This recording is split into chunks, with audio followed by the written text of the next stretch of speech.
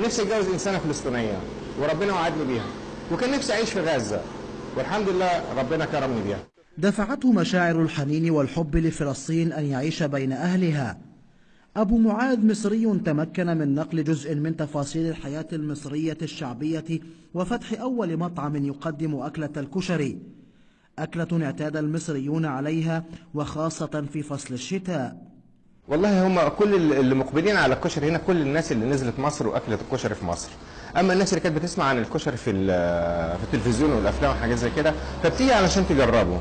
في اللي بيعجب بيه وهم اكثريه، وفي اللي علشان مش متعود عليه ف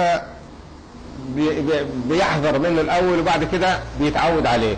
طبعا انا بدات وكل بدايه بتكون صعبه، فان شاء الله يعني شويه شويه هبدا اطور في المحل، هبدا اعمل له ديكور جديد، اعمل قعده عائليه كبيره، يعني يحصل نوع من النظام الجديد الظريف بحيث يكون لكل المستويات.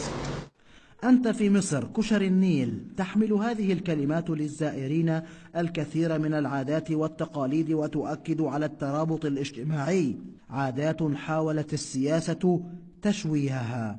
ولما بنجربها في غزة احنا بنشعر بالحنين للعلاقة بين غزة وبين مصر، يعني قرب العلاقة بتخلي هالأكل كمان في لها قبول في غزة أكثر من أي منطقة أخرى.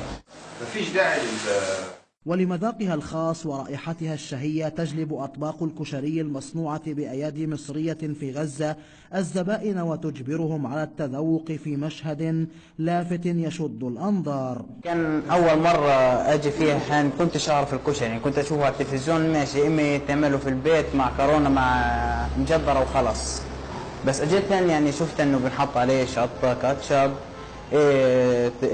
بصل، ويعني فهذا كان مشجع إلي أني أنا أجي أشتري منها.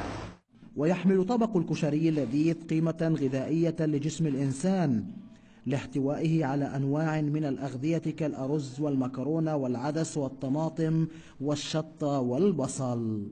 أكلة شعبية يفضلها المصريون لكنها اليوم تبدو حاضرة بقوة في غزة. يؤكد الفلسطينيون والمصريون على متانة العلاقة بين الشعبين. مثنى النجار، غزة، فلسطين المحتلة.